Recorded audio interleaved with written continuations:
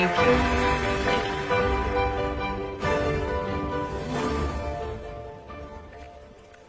شكرا.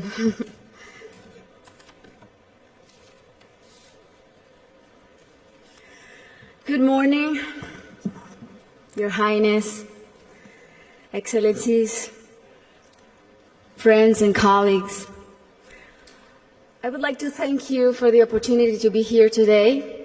It's also an honor to join forces with Educated Child, an organization led by a woman who is an amazing role model, a woman who has shown such relentless dedication to getting every child in school.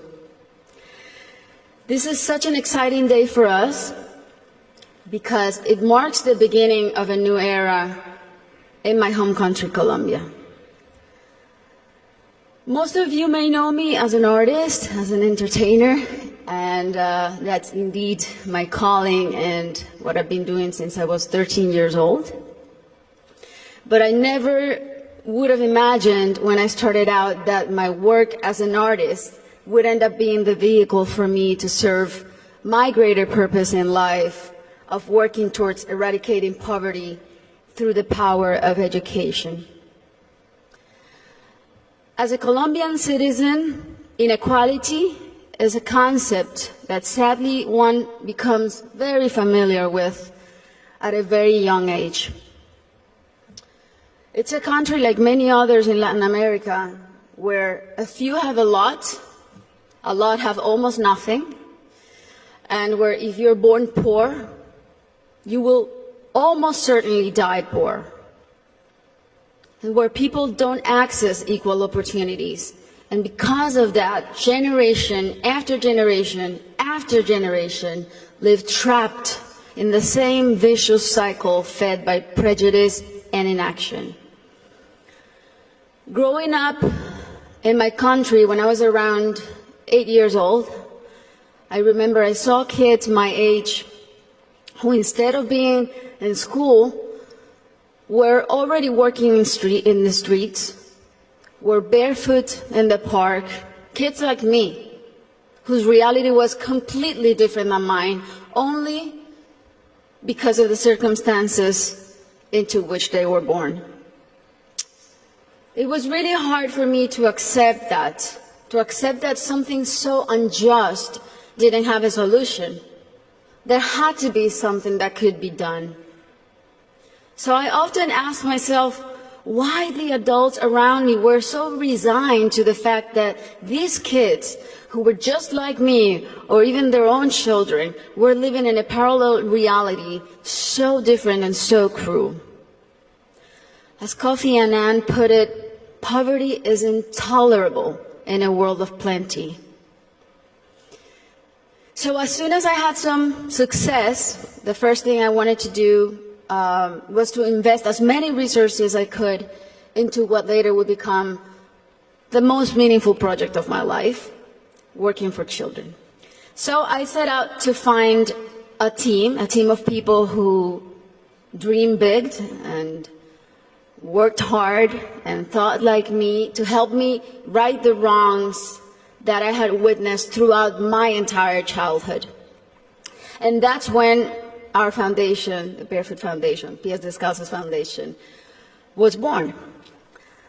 I knew, and I was only 18 years old then, but I knew that I wanted to focus on children and improving their lives. But I didn't know where to start. So I really felt that I needed to learn what the roots of inequality and low social mobility were. So I decided to study the reasons why children were working in the streets, or why some children were being recruited by the violent organizations like the paramilitary or the guerrillas. Why were so many children suffering from chronic malnutrition? And I realized that most of the issues that children face in my country had and have a common denominator: the lack of access to quality education. To me, it became crystal clear that education was the surest way to give all of these kids the best fighting chance of improving their circumstances in life, because education is the great equalizer. When I started building schools in Colombia, we chose the most remote areas where there was literally nothing, no infrastructure, no paved roads, no electricity, no potable water. And we decided to build in those places, but not only build schools, but state-of-the-art schools. Schools with comprehensive models that included ECD programs, school feeding programs, parent and teacher training. And another very important part is we decided to engage the government as a strategic partner and made it nearly impossible for them to say no to doing their part by showing them results through our holistic model that really proved to work.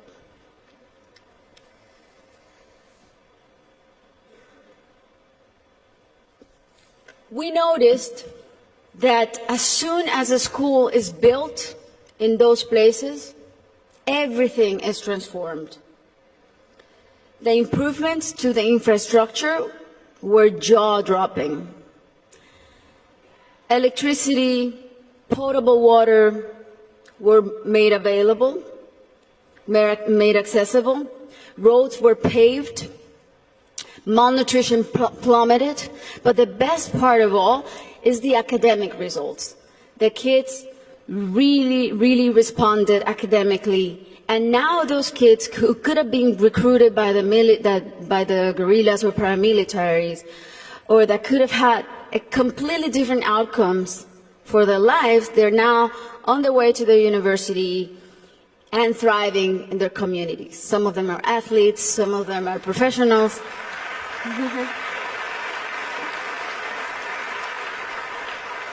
That's why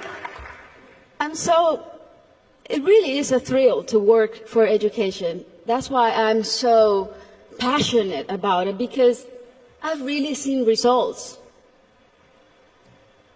that are as palpable as this podium.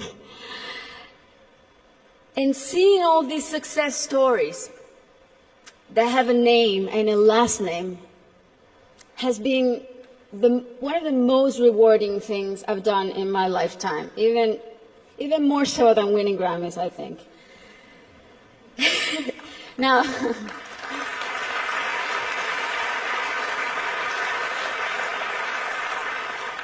that said, our work is far from being done. Many developing countries are still rife with inequality and internal conflict, and there are a lot of kids who still need to be reached.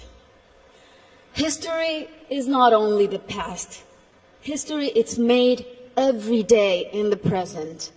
And what matters now is how we go forward and how we fix what's wrong. And that is the real challenge.